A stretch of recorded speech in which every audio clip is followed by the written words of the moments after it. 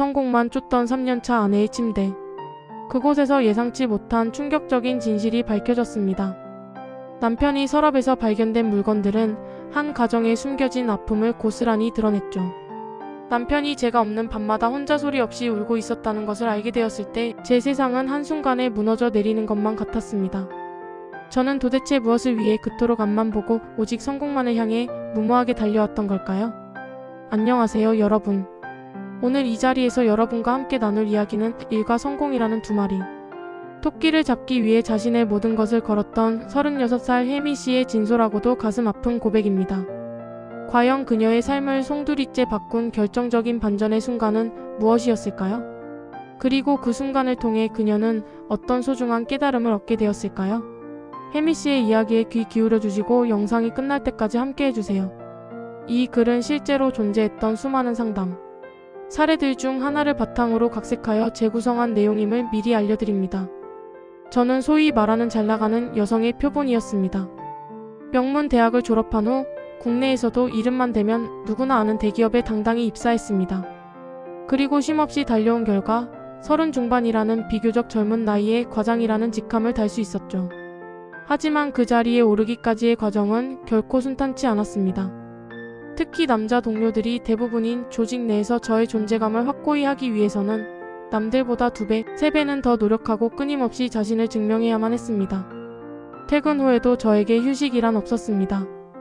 곧바로 야간 대학원으로 달려가 밤늦도록 강의를 듣고 학위 논문을 준비하며 하루하루를 보냈습니다. 제 인생의 쉼표라는 것은 감히 생각할 수도 없는 사치스러운 것이라고 스스로에게 되뇌었습니다. 결혼할 때 남편과는 아주 명확하게 약속을 했습니다. 여보, 당분간은 내 커리어에 모든 것을 집중하고 싶어. 아이는 조금 천천히, 우리가 더 안정되었을 때 갖자. 남편은 언제나 저를 믿어주고 지지해주는 사람이었기에 제 말을 묵묵히 고개를 끄덕이며 받아들여 주었습니다.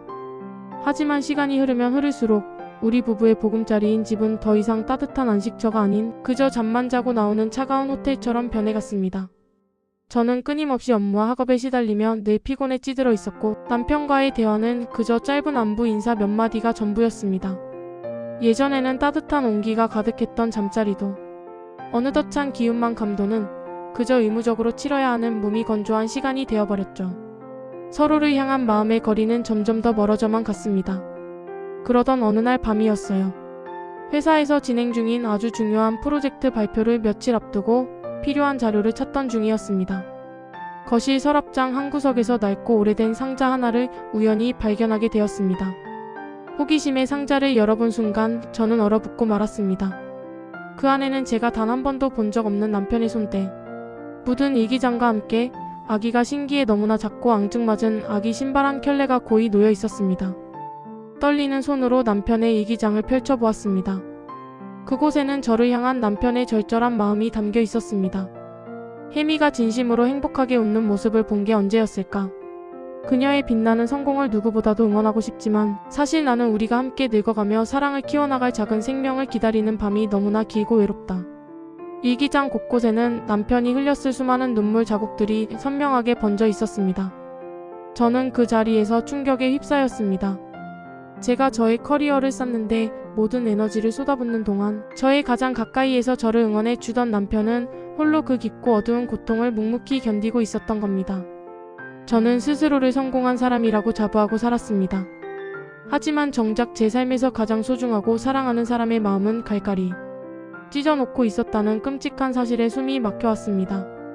그날 밤 우리 부부의 싸움은 극에 달했습니다. 미안함과 죄책감에 휩싸여 제가 무심코 내뱉은 "왜 이제까지 나한테 말 안 했어?" 라는 말은 남편에게는 비수가 되어 돌아갔고 깊이 상처받은 남편은 결국 처음으로 집을 나갔습니다. 심장이 터져버릴 것 같은 불안감과 패닉 상태에 빠진 저는 다음날 아침이 밝자마자 지인의 소개로 알게 된 한 상담 선생님을 찾아갔습니다. 제 초라하고 절망적인 몰골을 보시던 선생님은 따뜻한 눈빛으로 저를 바라보시며 제 손을 꼭 잡고 딱 한마디를 건네셨습니다. 그 말씀은 마치 제 머리를 망치로 한 대 맞은 것 같은 충격을 주었습니다. 혜미씨, 지금 혜미씨는 텅 빈 가방에 끝없이 금을 채우려 애쓰다가 정작 그 가방을 지탱하는 가장 중요한 끈마저 끊어지고 있네요. 가방을 잠시 비워내야 비로소 가장 소중한 사람의 손을 다시 잡을 수 있을 겁니다. 그 말씀은 제 인생의 방향키를 완전히 그리고 영원히 돌려놓았습니다. 저는 더 이상 망설이지 않았습니다. 다음날 아침 곧바로 회사에 휴직계를 제출했습니다. 그리고 남편에게 먼저 다가가 무릎을 굽히고 진심으로 사과했습니다. 여보, 내가 너무 어리석었어. 당신이 진정으로 채우고 싶었던 것은 물질적인 성공이나 명예가 아니라 우리 둘이 함께 만들어가는 소중한 시간이었다는 것을 왜 이제야 알았을까? 그 후 우리는 함께 모든 것을 내려놓고 오랫동안 꿈꿔왔던 여행을 떠났습니다. 그곳에서 우리는 잠시 핸드폰을 끄고 오직 서로의 눈을 마주보며 진심 어린 대화를 나누기 시작했습니다. 뜸해졌던 우리 부부의 마음에 따뜻한 온기가 다시 돌아오기 시작하자 거짓말처럼 기적 같은 일이 일어났습니다. 바로 우리에게 찾아온 새로운 생명이었습니다. 그토록 커리어에 공백이 생길까 두려워했던 제가 초음파 사진 속 작은 점과 같은 우리 아기의 모습을 보며 소리 없이 엉엉 울고 있었습니다. 그것은 슬픔의 눈물이 아닌 벅차오르는 감격과 행복의 눈물이었습니다. 지금 저는 과거의 과장 명함 대신 누구의 엄마라는 새로운 이름으로 살아가고 있습니다. 사회적 경쟁에서 한 발 물러나 여유를 가지게 되니 예전에는 그저 스쳐 지나갔던 길가의 작고 아름다운 꽃들, 스쳐 지나가는 바람의 소리 같은 것들이 비로소 눈에 들어오기 시작하더군요. 저는 이제 확실히 알게 되었습니다. 물질적인 성공이나 커리어는 언젠가 다시 도전할 수 있지만 지금 이 순간 사랑하는 사람과 함께하는 오늘은 다시는 돌아오지 않는다는 것을요. 이 깨달음은 제 인생에서 그 어떤 성공보다도 값진 것이었습니다. 남편의 서랍 속에서 저에게 큰 깨달음을 주었던 그 아기 신발은 이제 우리 집 현관에 고이 놓여 머지않아 그 신발의 주인이 될 우리 아기를 애타게 기다리고 있습니다. 사랑하는 여러분, 혹시 여러분도 지금 무언가를 채우기 위해, 즉 성공이나 목표를 향해 달려가기 위해 정작 여러분의 삶에서 가장 소중한 것, 즉 가족이나 건강, 행복 같은 가방의 끈을 스스로 찢고 계시지는 않나요? 때로는 멈춰 서서 자신을 돌아보는 것이 역설적으로 가장 빠르고 현명한 전진의 방법이 될 수 있습니다. 잠시 멈춤으로써 더 큰 것을 얻을 수 있다는 사실을 잊지 마세요.